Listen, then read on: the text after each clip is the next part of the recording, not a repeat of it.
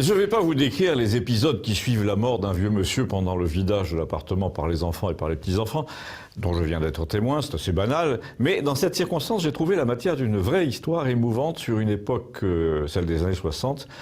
Une histoire qui est aussi une partie de l'éloge funèbre du monsieur, qui est aussi l'éloge d'une artiste peintre, et qui est finalement l'éloge de la France d'où nous venons. Il se trouve que dans l'appartement du monsieur, il y avait une assez grande quantité de tableaux dans un genre un peu utrio, peint par une peintresse de ses amis qui est morte il y a 2 ou 3 ans. Et il y a 3 ans, elle lui a téléphoné en ma présence pour lui dire en somme qu'elle était malade et qu'elle ne l'oublierait jamais.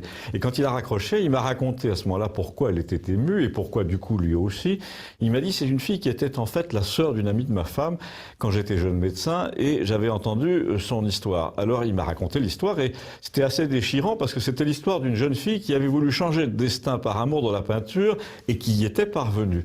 Elle était issue d'un milieu pauvre en 46, elle était employée chez des gens dans le Loir-et-Cher, puis domestique donc. Ces gens avaient un appartement à Paris et là elle a commencé à envier les peintres parce qu'elle avait eu le prix de dessin dans son enfance.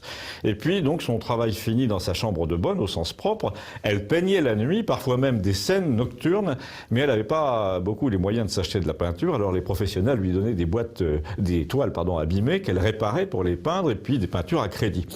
Ensuite, je vous résume un peu, ces tableaux sont jugés tellement inspirés qu'elle arrive à en vendre, elle se met en ménage avec un type qui a un métier, elle peint toute la journée, et c'est là qu'elle rencontre mon ami, là, le vieux médecin, qui à l'époque était un jeune médecin, et je rappelle qu'elle était une sœur d'une amie de sa femme, provinciale.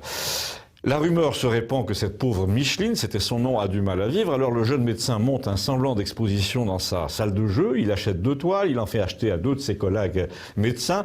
Ensuite, c'est pas exactement la fortune, mais cette société d'époque structurée, cultivée, où on s'entraide, où on achète parce qu'on aime, où on cherche à encourager le talent d'autrui, eh bien cette société permet à cette jeune fille de vivre de sa peinture, de faire des portraits d'enfants, des vues de maisons de famille, des scènes d'intérieur, le tout pour échapper à un destin qui semblait tout tracé, celui d'une employée de maison, et parce qu'elle avait un talent inné avec des perspectives un peu bizarres, des couleurs un peu d'avant-guerre.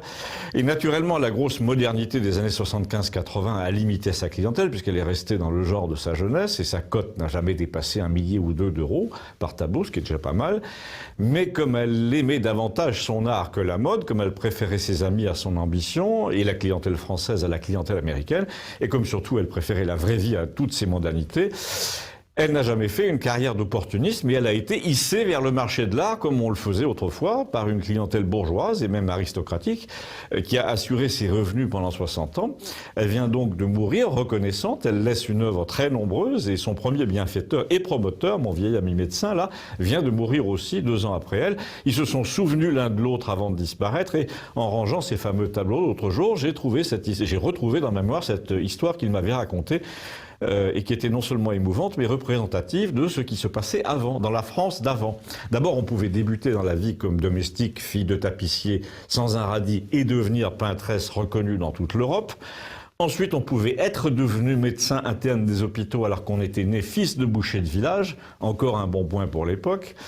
Et puis on pouvait ne pas acheter des tableaux sur catalogue à un spécialiste basé à Francfort, comme ça juste pour investissement. Non, on pouvait juger soi-même de ce qu'on voyait. On ne demandait à personne ce qu'il fallait en penser.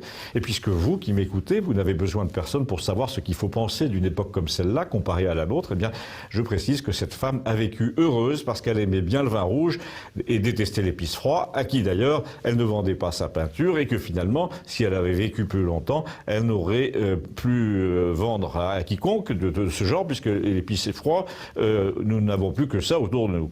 Elle n'a pas à consommer la vie avec modération, on ne peut pas le dire. Cette femme qui peignait la nuit et qui faisait la domestique le jour, à 20 ans, a conquis son destin de peintre à la force du poignet. Elle s'appelait Micheline Masse, M-A-2-S-E, cherchez son nom sur YouTube. Je suis fier d'avoir connu cette femme et enterré son premier mécène il y a 3 semaines. Je voulais le dire, et voilà, c'est fait. Abonnez-vous, merci.